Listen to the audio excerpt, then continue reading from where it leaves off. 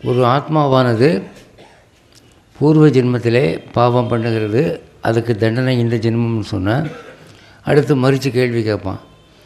அப்போ எனக்கு ஞாபகம் இருக்கா சொல்லுங்கள்? பூர்வ ஜென்மத்தில் நான் பாவம் பண்ணினேன்னு சொன்னால் எனக்கு அது ஞாபகம் இருக்கணும்ல அப்படின்னு கேட்குறாங்க. அதுக்கு என்ன பதில் அப்படின்னா, நீங்கள் 6 மாத குழந்தையாக இருந்தபோது உங்கள் அம்மா பால் குடித்தது உங்களுக்கு ஞாபகம் இருக்கா? ரொம்ப வேணாம் சார், போன ஞாயிற்றுக்கிழமை உங்கள் வீட்டில் என்ன குழம்பு வச்சாங்கன்னு கேட்டால் ஞாபகம் இருக்கா? போன வியாழக்கிழமை நீங்கள் என்ன சட்டை போட்டிருந்தீங்கன்னு கேட்டால் சொல்லுவீங்களா? ஒரு ஜென்மத்துக்குள்ளேயே ஞாபகம் மருதி இவ்வளவு. ஒரு ஜென்மம் தாண்டி போகும்போது அது எனக்கு ஞாபகம் வரணும்னா எப்படி வரும்? அது ஞாபகம் வரக்கூடாதுன்னு ஆண்டவன் வேணும்னு செய்கிறான். ஏன் தெரியுமா?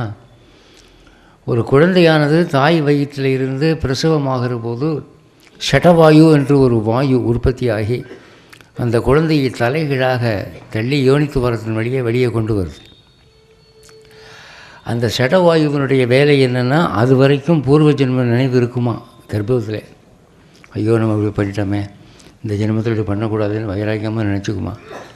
இந்த ஷடவாயு ஞாபக மறதியை ஏற்படுத்தின உடனே அவனுக்கு எல்லாம் மறந்து போயிடும். ஏன்? ஞாபகம் இருந்தால் என்ன அப்படின்னா, இப்போ எனக்கு போன ஜென்மம் ஞாபகம் இருக்குன்னு வச்சுக்கோங்க, நான் என்ன பண்ணுவேன்?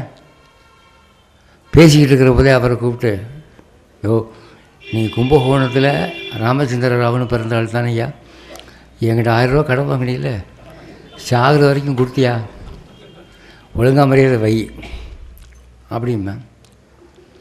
அதாவது பரவாயில்ல, பீச்சில் ஒருத்தன் மனைவி கையை பிடிச்சிக்கிட்டு ஜாலியாக பாண்டியனின் ராஜ்யத்தில் உயலாலான்னு பாடிட்டு போகிறான்.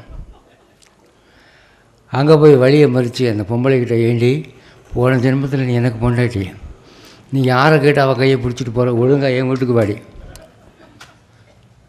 சொல்லுவனா இல்லையா? இப்படி ஒவ்வொருத்தருக்கும் பூர்வ ஜென்மம் ஞாபகம் இருந்தால் என்ன ரோட்டில் போகிற சண்டை தான் நடந்துகிட்ருக்கும்.